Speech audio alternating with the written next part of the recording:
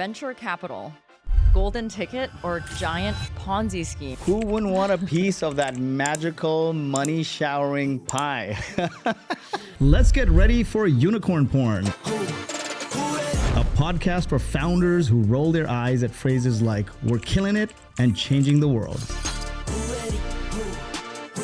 We riff about all the things you wish you could say out loud but can't or won't, like investor horror stories, founder mistakes, and bloated valuations. The media has perpetuated this addiction to unicorn porn.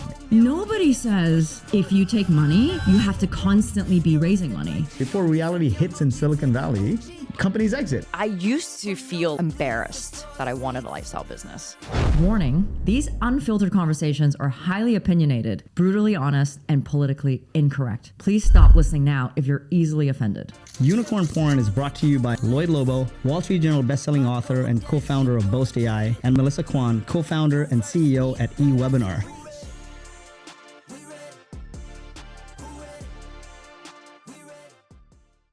Today, we're talking about co-founder confessions, love, lies, and betrayal. I gotta tell you, Lloyd, sometimes the startup world feels like a Shakespearean tragedy. I was reading this book by Noam Wasserman, popular Harvard professor. He had this great book called Founder's Dilemma. In that he writes, founder conflicts, especially in the early stages, leads to 65% of all startup failures. So there's something to be said about that, right? I mean, just like couples fall apart, but if there's constant fighting just before you're gonna get off, it's bound to fail. It's destined to fail. Like you see some marriages, like they're before they even get married, you're like, why the hell did you get married? So for today's episode, what we said was we'll poll our audience, our friends, our community, and get some of the juiciest co-founder horror stories from them and break it down. Yeah, I mean, I would add to that and say it's harder to divorce your co-founder than your wife or your husband. Both are equally painful, and I think it's a function of how much more time you spend with the other, and it gets more and more painful over time. So Melissa, let's read some of these DMs and play couples therapist then. Okay, yeah, sounds good. So all of these are anonymized, by the way, for our listeners. We're gonna put some fake names to them though, just to add some juiciness. You know what? Our friends who sent us these will know exactly who we're talking about. But let's see what we've got here. So our first one comes from, let's call her Testy Tina or Trusty Tina. I started a company with my boyfriend and we didn't bother with any paperwork because it was all based on love and trust. But now I'm starting to worry that maybe, just maybe, I've made a huge mistake. What do you think I should do? So I want to take this one because my co-founder is also my life partner and my husband, my now husband. This is one that I've heard a few times because when I post about starting a company with my husband, people send me stuff like this too. I would say it doesn't matter who your co-founder is, like brother, mother, relative, husband, wife. You gotta treat them like any other co-founder, like paper everything. And especially if you are going to have investors, even if you don't have investors today, like investors are gonna look at you not having a shareholders agreement, like a proper shareholders agreement, as a red flag. Nobody is going to invest in you if you don't have a proper shareholders agreement. Like your lawyer should be telling you this. And it's like for me, like I'm a believer of prenups, right? Yeah. You need to know the terms of your exit and have that out of sight, out of mind before you get into a partnership. And everything should be treated as if this person's a stranger, because the more you get into it, the harder that conversation is going to be, right? Once you have a product, once you have revenue, then you're going to get into the nitty gritty of like who should get what. And you need to do that from day one. So Tina, if you have not done that, and if you're listening, you need to do it pronto. Like put this podcast on pause and go do it right now. What do you think? Definitely. I agree 100%. A lot of people view like, oh, it's something we did out of friendship, out of love, and let's just launch this thing and then see where it goes and do the paperwork. But you see what happened with Whitney Wolf and the whole sort of Tinder blow up, that they were saying she wasn't a co-founder, but she felt like she was, and they invited her to the team and she drove the early traction, and then they booted her out with anything and it was a lawsuit. Why have all that hassle? Now, nonetheless, that pain drove her to start Bumble, and she built an iconic company that is now, I think, more popular than Tinder in many cases. But why go through that pain, right? The longer you wait, the more painful it becomes with anything. The one thing you need to look at yourself, I know you started this company because you had a good camaraderie, whatever, love, relationship, friendship. But when you start a company, it's not about the two of you, right? It is about your relationship with the customers and the employees and your shareholders. Any decision you do should come from a place of, am I doing right by my customers? Am I doing right by my employees? And am I doing right by my shareholders? It's not about your love and your personal relationship and what's happening there. Yeah, there's definitely no such thing as a handshake deal. And I think there is. It's easier when you don't have a product and you don't have revenue. But once you have revenue, everything gets complicated. You might only have a handshake deal, maybe in most cases, with your mom and nobody else. But just get it out of the way, right? Like, it's not a big deal. Everybody does it. If the other side's offended, it's a bit of a red flag. It is a big red flag if the other person is offended, because you're starting a business. I think the number one thing comes from alignment of vision, mission, values, purpose, and values are key. How are we going to behave? If two people are at loggerheads over this thing to start with, even papering it, how is that going to impact as you add 2-3 more people? Doing right by the customers, employees, shareholders should be your number one prerogative, and not this, like, my love affair on the side. Well, and that's a good point. Like, don't let anyone guilt you into not doing it. It's just business. Remove your emotions. It's just business. Don't let anyone guilt you into doing the right thing. Yeah. Ever. Okay, should we move on to our next one? Yeah, let's do it. This is kind of fun. My co-founder and I never bothered with a shareholders agreement. And now that our startup is taking off, we can't agree on an equity split. How do you suggest approaching this? You know what? I had another friend send me this. My co-founder thinks he deserves a bigger piece of the pie than me. How do we settle this equity and compensation dispute without tearing each other apart? Man, this is almost exactly what we were talking about on the previous DM, right? But now, if your business has already taken off, what do you do? That's a tough conversation. You've had this situation before, right? You had a co-founder for a long time before your husband, who's your co-founder. But let's walk through what you did wrong in your previous startup and what you did right. Yeah. In my previous 2 startups, I had the same co-founder, and then I learned a bunch of stuff, and eWebinar was my third, and I founded it with my husband. How did you find that first co-founder, and what was the split? So he was my contractor for a year and a half before. Remote? We were both living in Vancouver, but he was my contractor. He had multiple projects.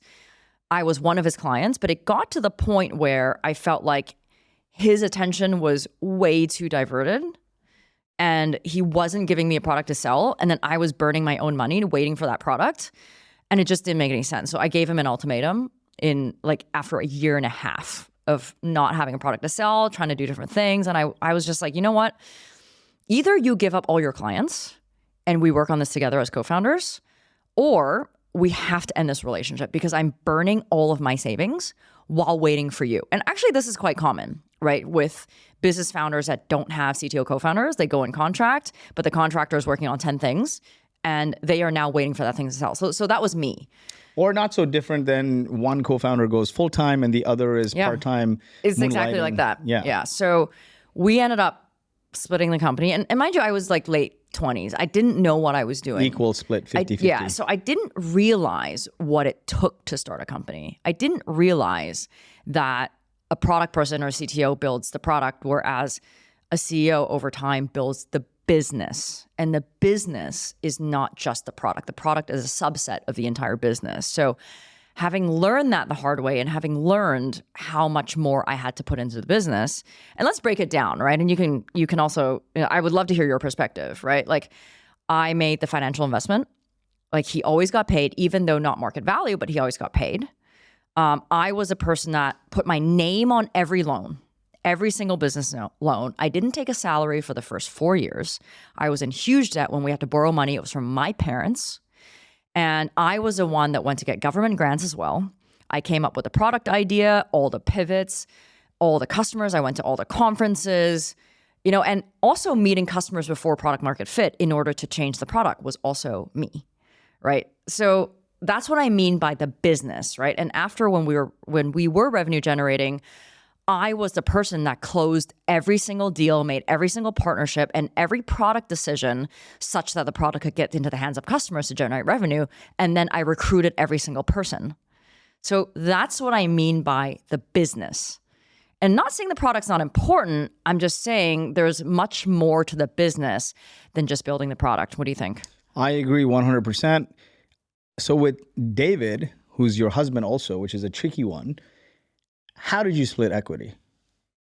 So David came into the company a year after I started the company. So I hired a dev shop to be my CTO because I was so sick of not knowing how to manage engineers that I came into my third startup not wanting to manage any engineer. So I started the company, hired a dev shop for them to build my version 1, always with the intention that I would only focus on the business and someone else would focus on the product. It didn't work out. David started helping out a year in. And then as soon as David started helping out, the product started working. And I knew as soon as the product started working that I needed him to be my co-founder CTO. So just to give some background, David is a 20-year product guy, CTO for other companies. He was a fractional CTO at the time when he came into my company. And I just had a super honest conversation with him, as I would with any friend or, any engineer, right, that was working with me at the time. And I basically said, listen, we're a year into the company.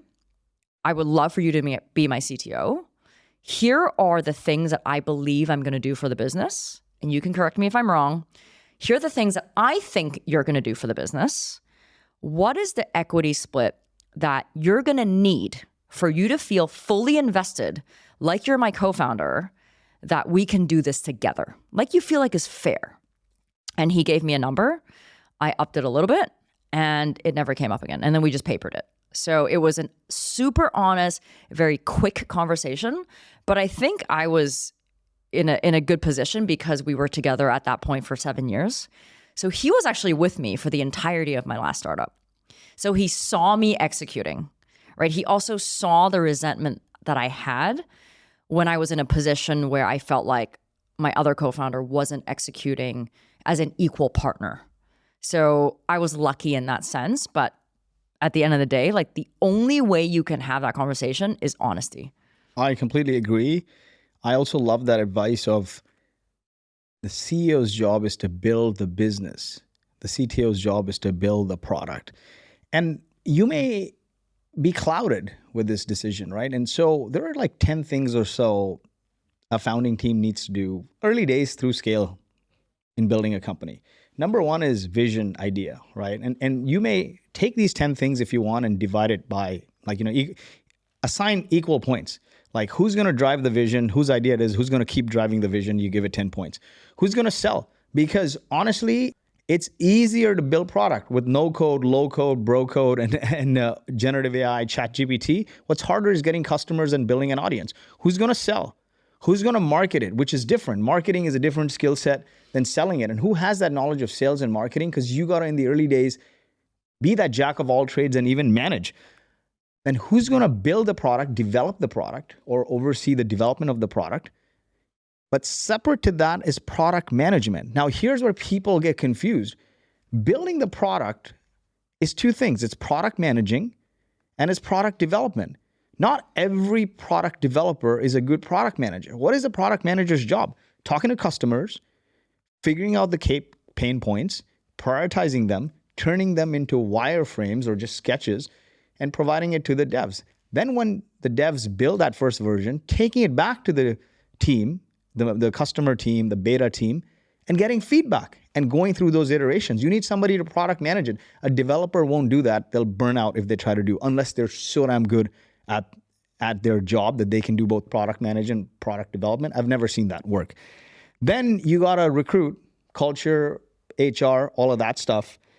Operations, because inadvertently you got to do things, right? Customer success, make the customers happy, make sure everything is functioning. Finance is a key thing. You might be able to get by outsourcing it, but if you have that internal knowledge, maybe one of the founders will manage finance, right? Which is your revenue recognition, which is your bookkeeping, which is all the financials.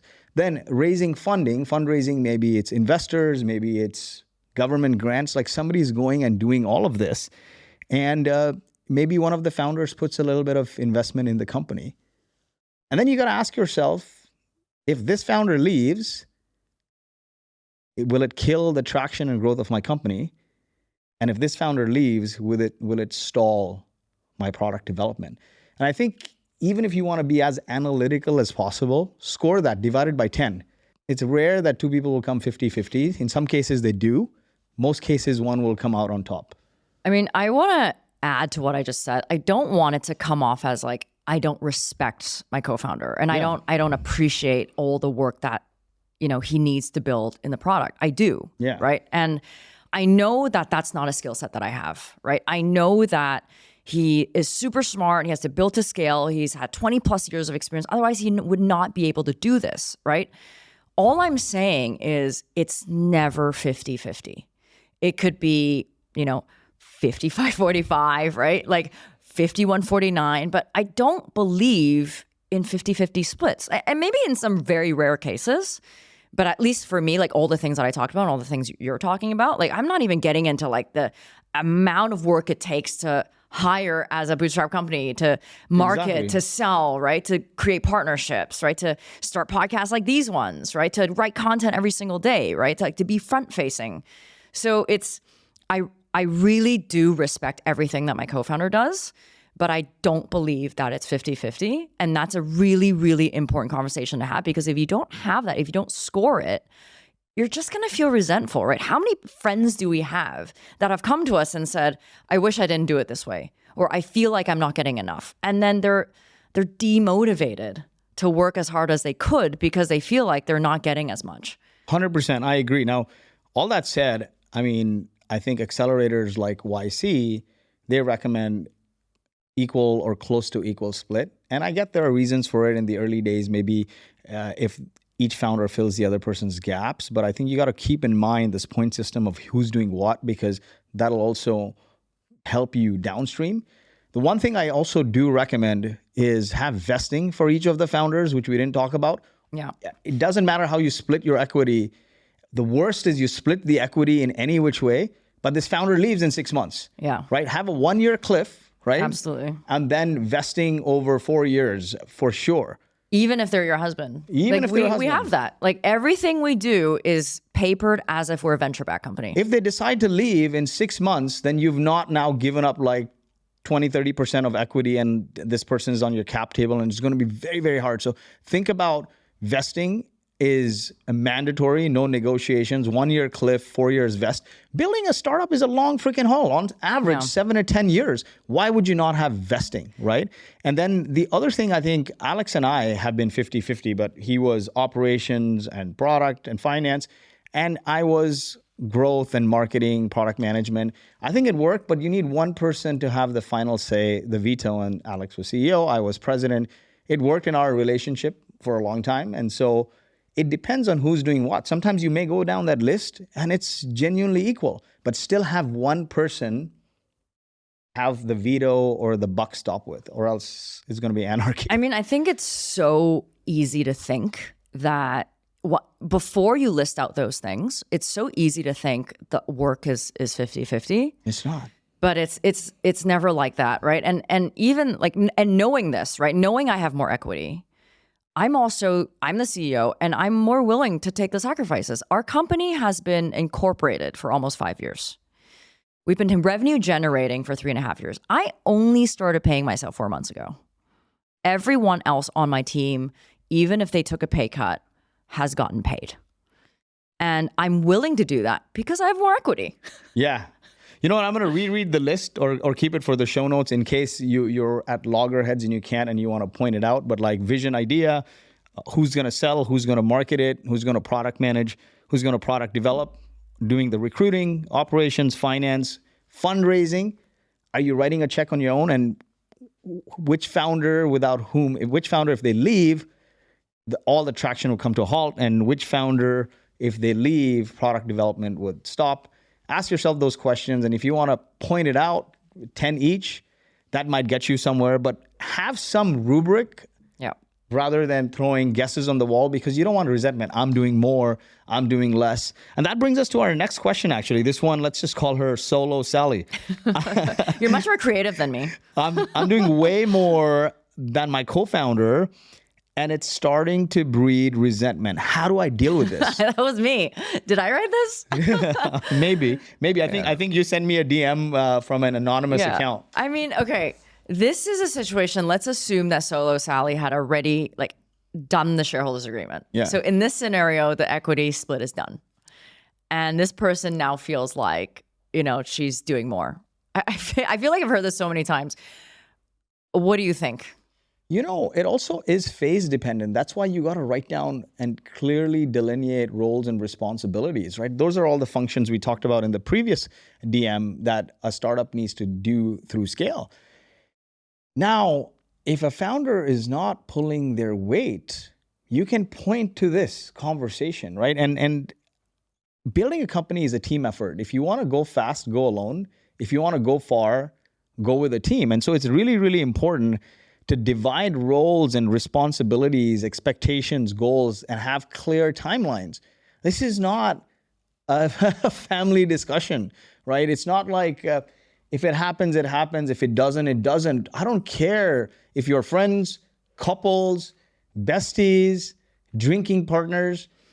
Divide the roles, responsibilities, goals, timelines, outcomes, expectations, and have check-in calls every week. We're great friends, right? And we've known each other for the longest time. But when we decided to start this podcast, we are doing weekly check-ins. We have clear delineation of goals and timelines and responsibilities. And when I was slacking off, you gave me shit. And I'm like, dude, I respect you for it. So I think that is very important. What happens is if you don't attack the problem early on, and a lot of us don't, in marriages, in any relationship, right?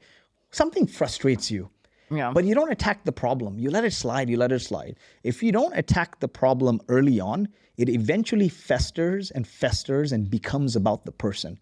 So if you want to avoid hating the person eventually, jump on it and attack the problem to begin with. I mean, I would say that clear and honest communication in any relationship is the solution.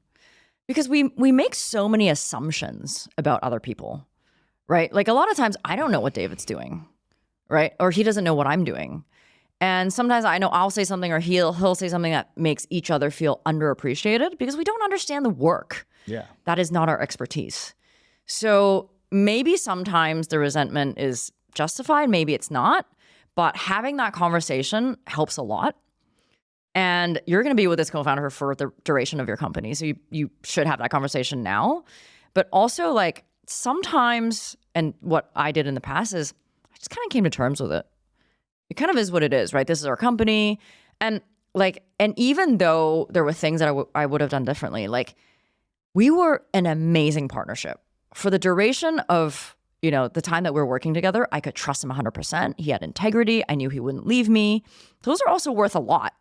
Right? I'm not a product person. We weren't doing super well. But when we weren't doing super well, he stuck by my side. And that is worth its weight in gold. And that's why it's really, really important when you start something. Think about it. This thing is going to eventually turn into more than just the two of you or three of you. Great companies are built in great alignment around your purpose, your vision, your mission, and most importantly, your values. And you got to write that down. It sounds so stupid. Who does it? It's so fluffy. But write down the values that you care about. If you want transparency, then you got to communicate with transparency and get alignment and write it down. And then every week when you have a conversation in those check-ins, you are asking for transparency and you expect everyone to behave the same way and you are communicating in that way, you're leading the way. And if you see anything fall through the cracks, right? The weekly check-in is so important. Sometimes in startups, you're talking, not sometimes, all the time. You're in each other's faces daily, so you know what's going on, but still have that weekly formal check-in. So these are the goals, these are the timelines. This is the rubric for communication, so you don't get offended. What happens is if you take out the emotion of it and said, this is, when we started, we said, this is how we're going to communicate. This is the rubric. This is one of our values. So why are you getting offended if I'm pushing you into a corner. I think things turn out well. And, sometimes maybe you have to part ways, but at least it's not for the wrong reasons. It's like we tried to act according to our values, but one of us just can't. It's not something we want to do, and we're going to move on, right? Ego kills more relationships than anything else. Yeah. All right. Shall we get to keep the train moving? Yeah, let's do it. Next one is a friend of mine. So I want to read this one. Let's call him Exodus Evan. I'm copying you. 3 out of our 5 founders want to move on to other things. Everyone has equity. How do I handle this? One of my friends once told me, I thought it was super funny. Like, he has 2 other co-founders, and he says, 3 co-founders is 1.5 too many. I think we've all been in that similar position. But when he started this company, I was already like 5 co-founders. Okay, that's a lot. But the challenge, I think, right now, because I know a bit of background about this company, is 3 people want to leave. They're all vested. The company's not doing super well. They have a bit more runway left, like a year runway left, but they kind of just want to do other things. So, but they don't have cash to buy that equity. And of course, maybe everyone feels like their equity is worth a little more than what the company's able to pay. What would you do? This is a hard one because, while not co-founder, I was on the founding team of this VC incubated company called Speakeasy, right?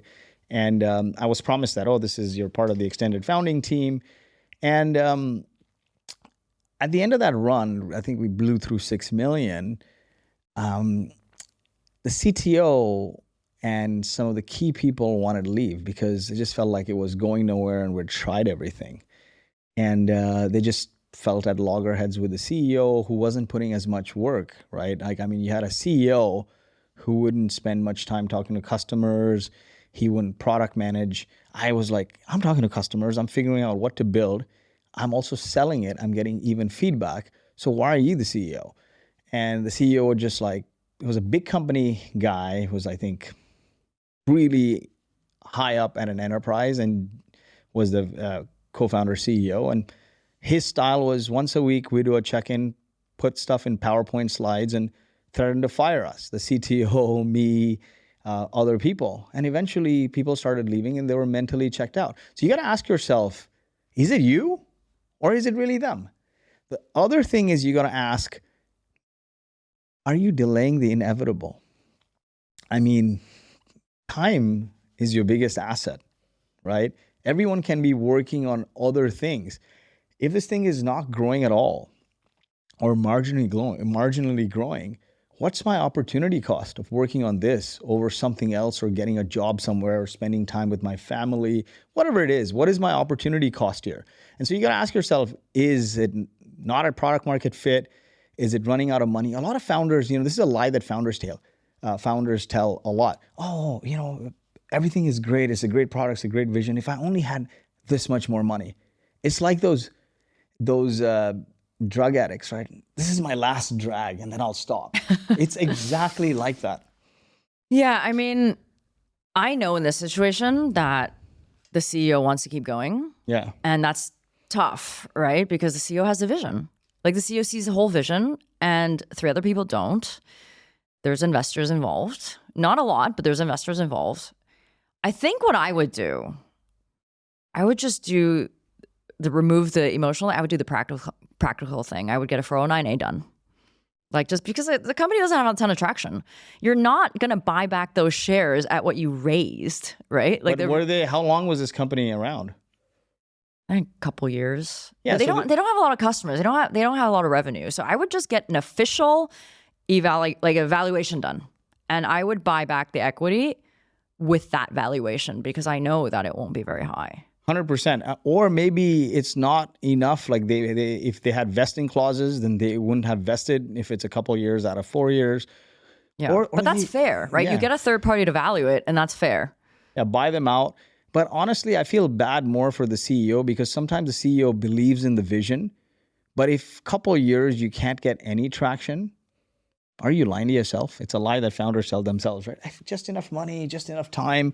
It never works out. I'm gonna stop eating. This is my last cookie, like I do, right? Yeah, I mean, I have empathy for that because I've been in that position. And I just kept going and kept pushing and kept pushing. But I was in personal debt.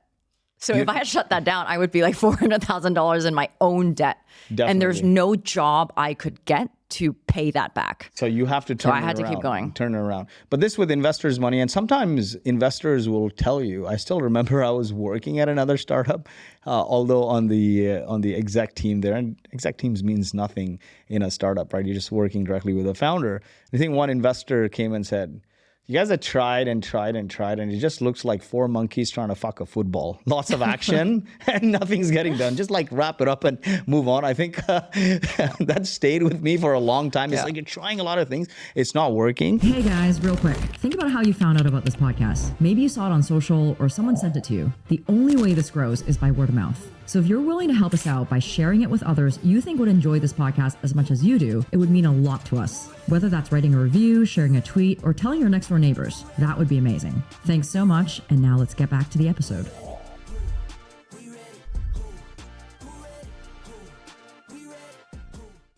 The quest for a technical co-founder. Let's call him Technical Tim. I'm starting a company, but both my co-founder and I are not technical. We're looking for a technical co-founder. How do I find one? And how much equity should I offer? You're an expert at this because you're an expert, I think, at try before you buy, contractors. I don't know, conning contractors into becoming a co-founders. I'm just kidding. Yeah, that's actually one from a friend of mine that I got recently. Okay. And my answer to this person was my answer to anybody is equity is like toothpaste. Yeah. Once you squeeze it out of the tube, you can't get it back in.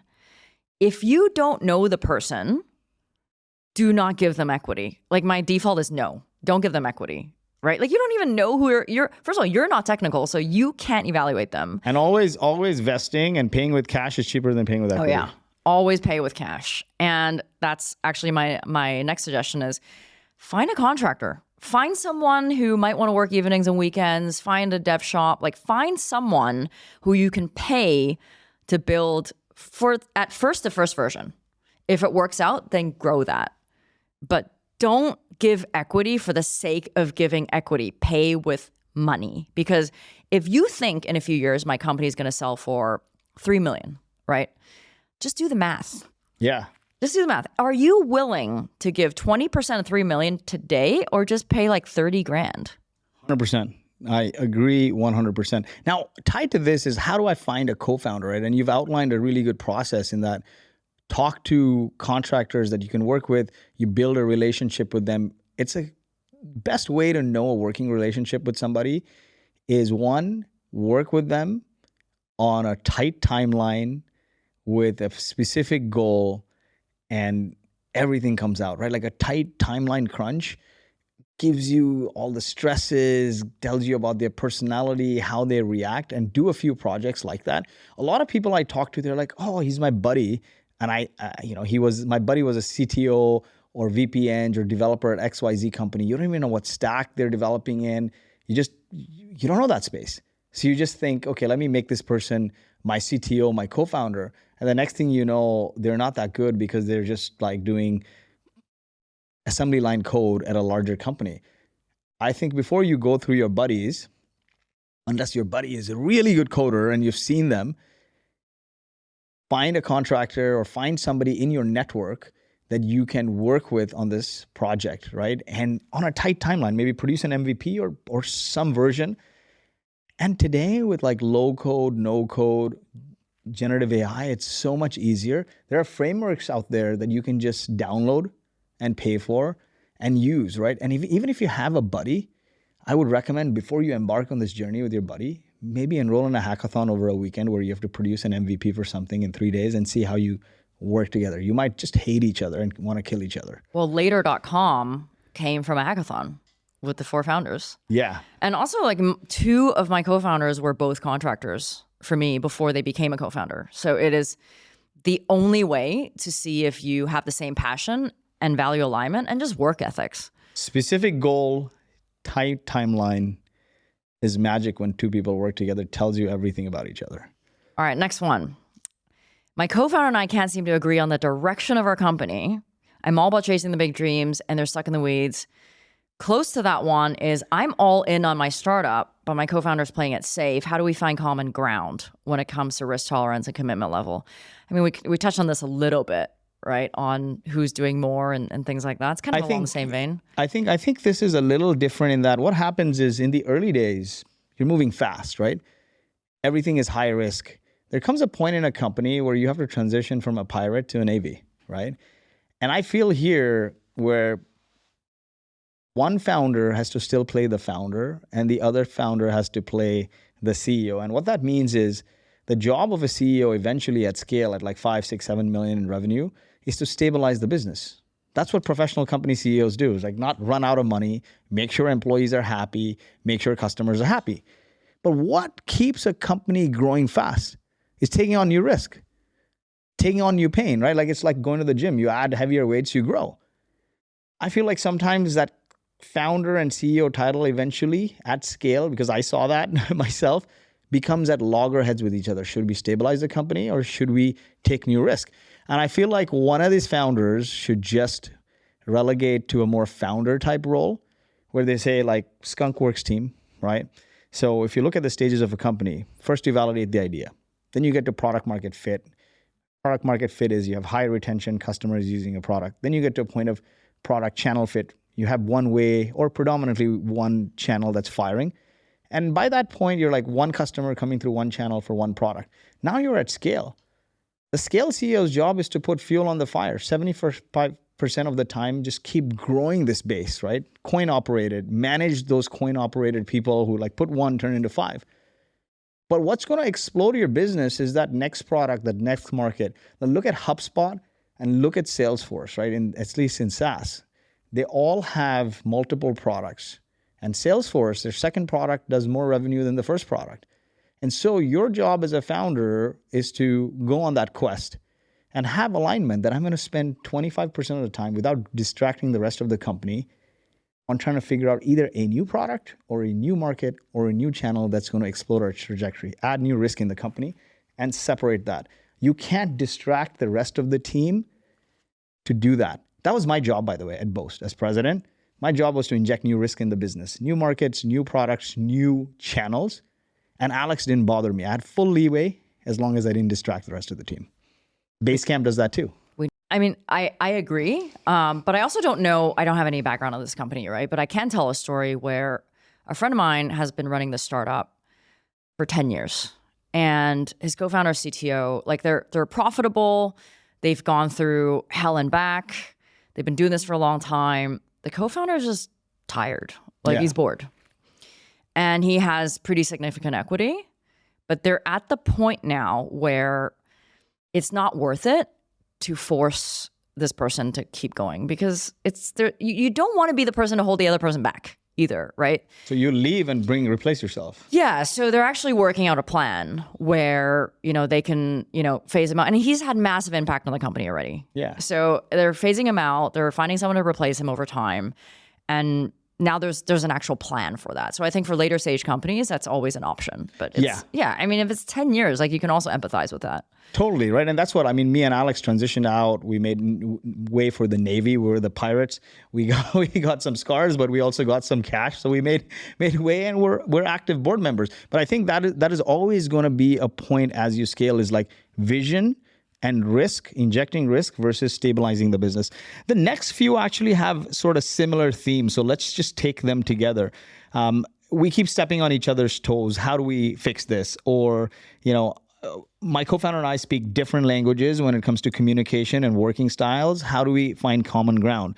And the other one is my co-founder and I are butting heads over personal issues and conflicts. How do we keep our personal baggage from sinking this ship? And I think these ones are similar in that they all tie to communication at its core. Now, before I get in, I'd love your opinion because of two reasons. One, you've got a predominantly remote team, which is very, very hard to manage. We do as well, but and your team is in all kinds of different time zones. And the second thing is an issue that I never had to face with is your co-founder is also your husband. So that makes it twice as challenging as anyone else. So let's get your feedback on it. I mean, I think the misconception is that it's twice as challenging. But the reality, at least in my situation, is it's twice as easy. Because David is my best friend. Like, he's awesome. And that's why we're partners in life. He just happens to also be my partner in crime for my startup. And I think I really lucked out on that, right? But in the beginning, when we started working together, the number one thing we fought about was miscommunication, right? Before, we were communicating as family, and then we had to communicate as coworkers. And that's not the same, right? The things that you say to your wife is not going to be how you communicate with Alex. You don't think when you speak to your wife. Yeah. Same thing, right? So in the beginning, there was a lot of like people, like each one of us taking each other too personally. Like if it's like, oh, this feature doesn't work. Oh, does that mean I'm a bad coder? You know, that's just an example, right? But all of the things that you mentioned is just honest communication and not assuming the other person knows. Like once my friend gave me relationship advice that I apply to everything is it's never too obvious. It's never too obvious. You know, in all fairness, our wives, Alex and our wives joke that we're like a married couple. We're partners in every project since university, and he's my daughter's godfather. I'm his daughter's godfather. We've said the stupidest shit to each other, and then we've reconciled and gone and partied without even talking about reconciling. But I think at the heart of this, and you know, as with the first conversation around the no documentation with the boyfriend, you gotta start every business with an alignment around vision, mission, purpose, and values. Like, how are we going to, what is the rubric of communicating? And then remind each other when you do check-ins that, hey, you know what? This is one of our values. If respect for all and transparency and trust, you got to remind yourself. I know it's very hard, but try doing that for 6 months and it becomes practice, right? The other thing you got to remember is no personal attacks. And it gets personal when you don't attack the problem early on. You know, we both have friends where it's like, you want to say something, but you feel obligated and you never say those things. And then eventually you start resenting and hating the person. And if you go back to all those situations and ask yourself, if I sat with this person and we just attacked the problem at hand, maybe I wouldn't have been hating the person. I mean, I think you bring up a really good point about, you know, vision and mission. Like the first thing that David saw me do when I started eWebinar was go at lengths about wanting to build a lifestyle business. Yeah. And just wanting something to pay for our life. That's it. Like that is the definition of what I wanted to build. And he was fully aligned with that. So not once would he be like, well, why don't you go and raise money? Why don't we grow faster? Why don't we do this? You know, like it just never comes up. So in the beginning, you already have to have that. But I think sometimes you also, a lot of these conflicts happen because you're so in the weeds that you forget that everyone is going for the same goal. When it becomes about the I and not we, and that's why I think one of the hacks I learned in relationship is always speak as we and always speak in terms of experiences and could we. And one thing that always gets me and causes fights, I've analyzed, you always do this. You always do that. Don't use extreme words, because that frustrates the other person. Yeah. And actually sometimes like when myself, David, and Todd, who's our CRO, are having like heated debates about what to put in the product, I'm like, guys, like we all want the best for the product. Why are we screaming at each other? And that's one of those things that you got to like zoom out with your co-founder or your team and be like, we are on the same team. Right? We're speaking the same language. We want the best for this company. So let's find a way to communicate and diffuse this. 100%. Now, the next one is my co-founder and I are at odds over who should be the CEO of our startup. How do we settle this debate? And I think we talked about some of this in role delineation in the first conversation around equity split. Yeah. But let's get some of your thoughts on it. I mean, I want to say the solution to this, like who's going to be CEO, is very much the same as how do I split equity, right? Like you list out all the roles. Take the exact same list. Now it's not about equity, right? Like you can't tell me that both people are going to build relationships with VCs or investors and customers and partners and one person is going to do more front-facing things than the other. And I believe, having been CEO of 3 companies, the CEO is the chief evangelist for the company. And whoever's going to do that and do more of the things like recruiting and keeping money in the bank and do the things that... Getting up on stage, talking to investors. Yeah, the things that keep the company running. Like if this person goes tomorrow, the company could die. That person should be the CEO. And sometimes it's not cut and dry, but a finance expertise you can backfill, especially at scale. CTO expertise you can backfill because at scale you have developers that need to be managed. The CTO is not writing the code. What you can't backfill is a person with customer relationships who gets on planes, trains, and automobiles, who has media relationships, who has investor relationships. Ultimately, the leading indicator of your company's success is, are customers happy, are employees happy, and there's money in the bank. Who causes those things to tank if they leave more? I like that. The next one is something that I dealt with as well about burnout. The stress of running a business is taking its toll on my co-founder and myself. How do we navigate these pressures and challenges without cracking? So I want to tell you a story, quick story. My co-founder and I, in our last startup, we couldn't find product market fit for like 2 years, 3 years. And we kept going and we were spending all the savings and we got a huge loan under my name. And like, it was just, we did not feel success for too long. And he came to me and he said, I don't want to leave you, but would it be okay if I start looking at some side projects because I'm not having fun anymore? And as a CEO, you're like, shit, my CTO is not having fun anymore. I'm $400,000 in debt. What am I going to do? But you don't want to hold him back. So at that point, I'm like, okay, like, let's talk through this. It was like a strategy that a friend of mine had taught me is what's the worst that can happen. So I was like, okay, if we stop today, what would you do tomorrow? He's like, well, I would get a job at Amazon or Facebook. I'm like, okay, how much would you get paid? He's like, I don't know, like 140. I'm like, okay, so at our worst case scenario, you would get paid more than double what you're getting paid today. He's like, yeah. I'm like, but how would you feel if we shut down tomorrow? And he's like, I guess I would always wonder if there's another door we didn't go through. And that became how we made every decision when we felt burnt out on whether we would keep going. And the thing is, it's not reasonable, but neither is starting a company.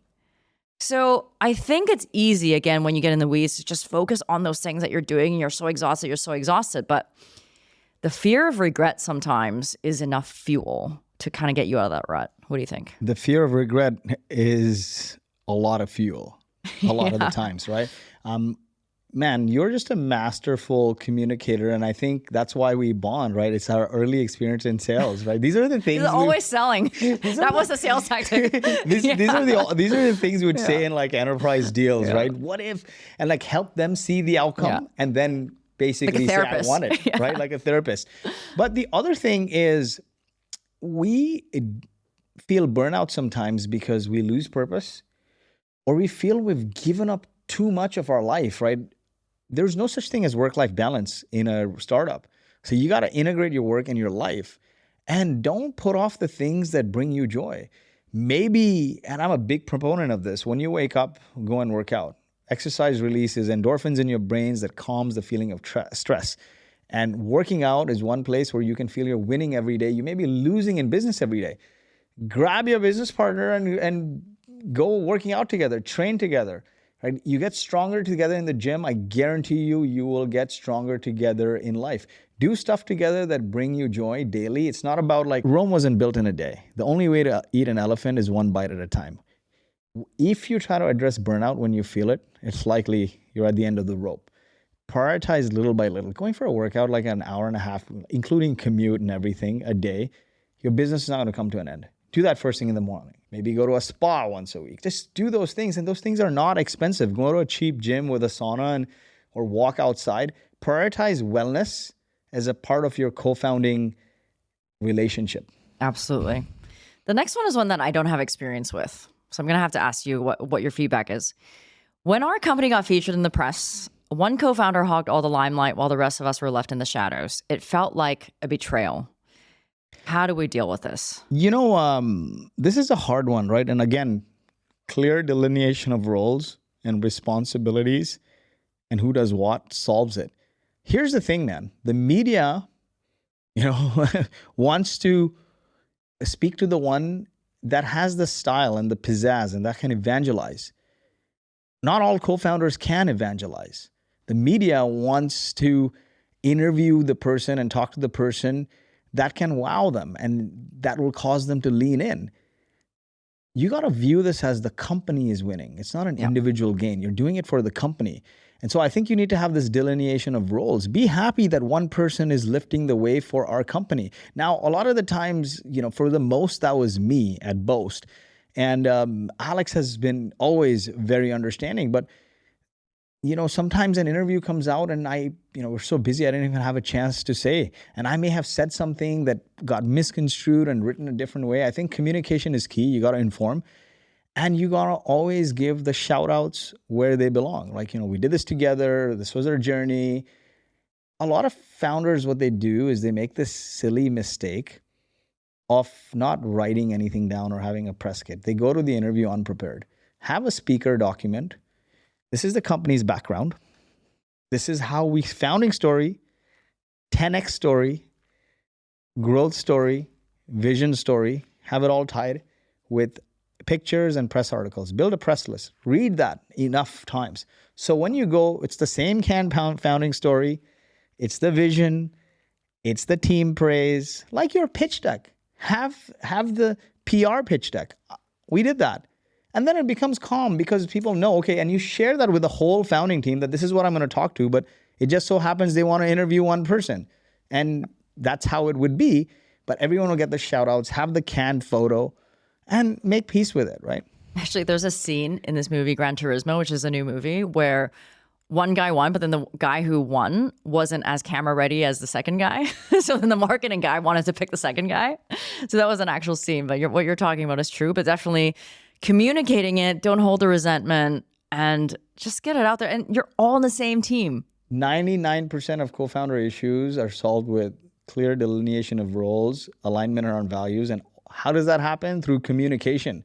When you have the standard PR doc that this is what we're going to talk about, this is the talking points, the background and how we came together, what the future and the growth looks like, the vision and where it's going, and photos and key press articles, everyone knows, right? That you're not going to say anything out of whack.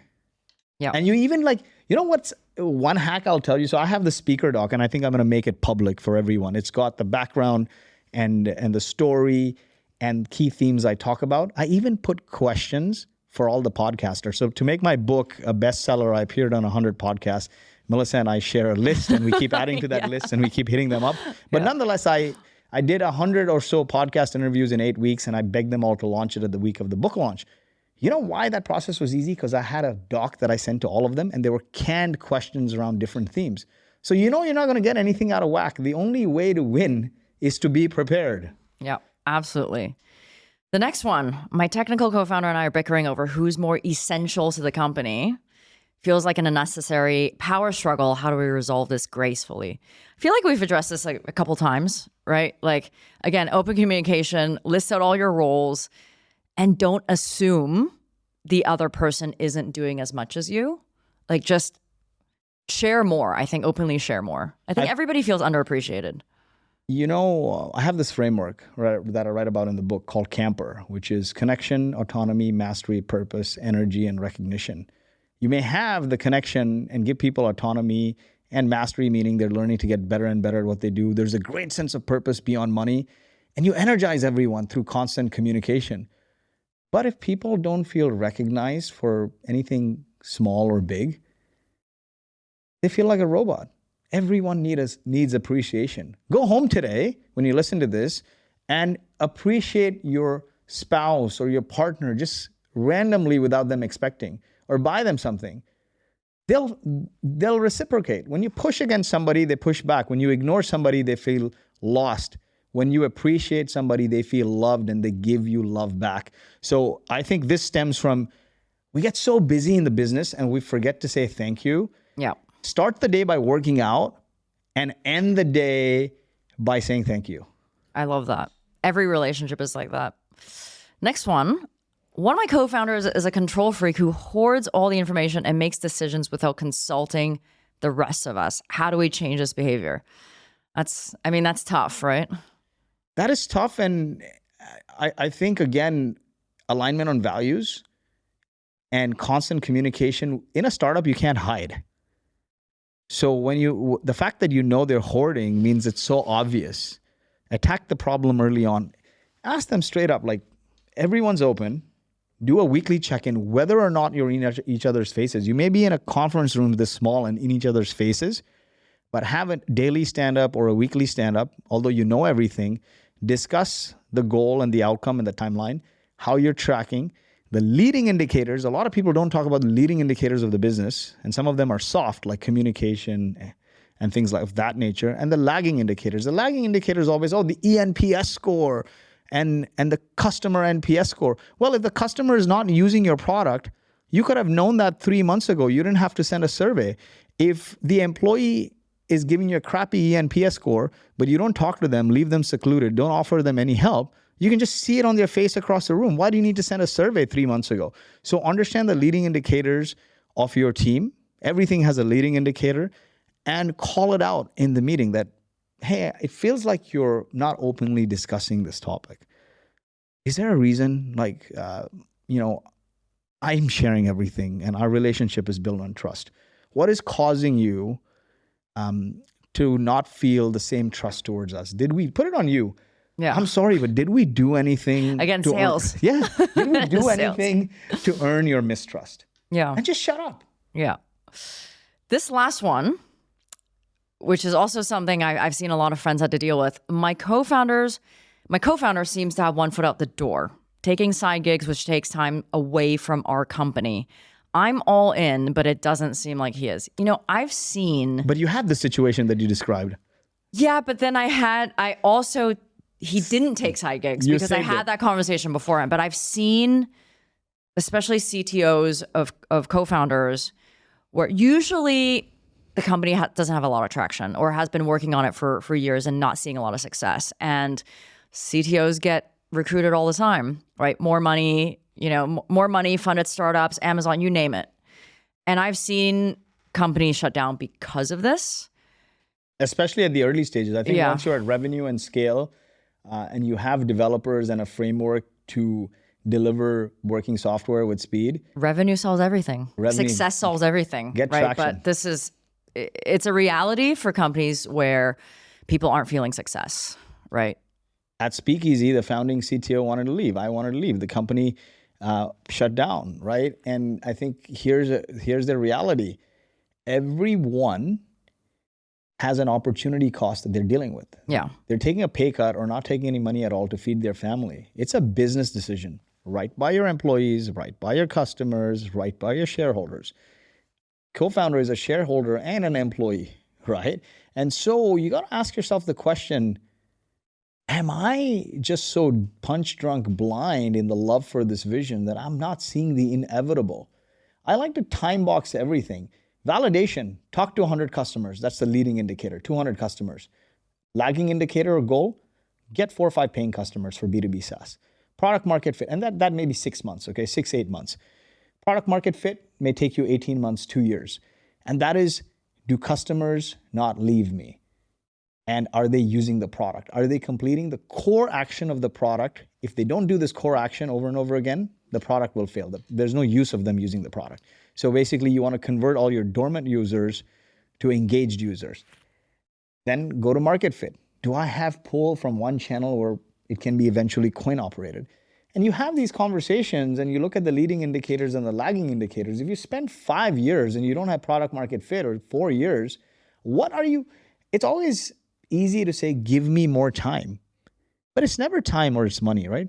Like you say, people just chase money to eventually say they're going to retire. But what does retirement mean? The same thing, what does more time or money mean? Like, what specific actions you're going to take that's going to get you revenue and engagement in your product? And if you're not clear, then you've not clearly communicated that plan with anyone. That means you're just like kicking the can down the road. I mean, I think passion is hard to get back after you lose it, honestly. And if it's an early company, maybe that's not a great co-founder. Like you gotta nip that in the bud, right? If you've been running for 10 years, like my friend, figure out a plan for them to go somewhere else. If you can buy them out, but you can't beat passion into someone. If someone wants to leave you, especially in the early days, you got to do something else. You got to do something else, and you got to find a replacement, especially if it's so early that you've not even got to product market fit, but you've also not stretched 3 years to get to product market fit, meaning you feel the passion, right? Sometimes you'll spend 3 years and not get to product market fit and feel like, oh, you know what? I'm just forcing this passion. Yeah. But at the end of it, when passion meets profession, you become Michael Jackson. I truly, truly believe that. Yeah. And revenue solves everything. So Lloyd, what is your hot take from today's conversation? My hot take is communication is at the root of everything. And it's funny. I'm an engineer. When I finished engineering, the first job I took was cold calling for a founder. My parents lost it. They're like, dude, your friends are working at Johnson & Johnson and Microsoft. What are you doing? And somebody told me once, everything you do as a founder is communication. Convincing your wife you're not going to bring money home, convincing customers to buy a product that doesn't exist, employees to work on no pay, investors, etc., media. And the job of a leader is to communicate, to inspire and motivate and excite people, not to inform, because if you want to inform people, just send a memo via email. Your job of a leader is to inspire, motivate, and energize people, because people who are inspired, motivated, and energized can move mountains. And that's not a one and done activity. You got to do it day in, day out, from even when you have this idea forming in your head. So communication is the root of everything. So I have two hot takes because I can't choose one. One is paper everything. 100%. And the second is nothing is too obvious. Nothing is ever too obvious, and nothing is ever as bad or as good as it may seem. You psych yourself out. Absolutely. And that's it for today's episode. If you enjoyed this episode, we hope you'll hit the subscribe button to the Unicorn Porn podcast on your favorite podcast app. Head over to our website, UnicornPrn.com, to see the show notes of every episode. Unicorn Porn is spelled UnicornPrn. That's UnicornPrn without the O. You can also join our mailing list to be notified of new episodes or when we have hot gossip to share. We promise to only share things you'll actually care about. If you have topics you want us to rip apart, perhaps you got something you always wanted to say but didn't have the cojones to do it, we'll do it for you. Just connect with us on LinkedIn, Lloyd Lobo and Melissa Kwan.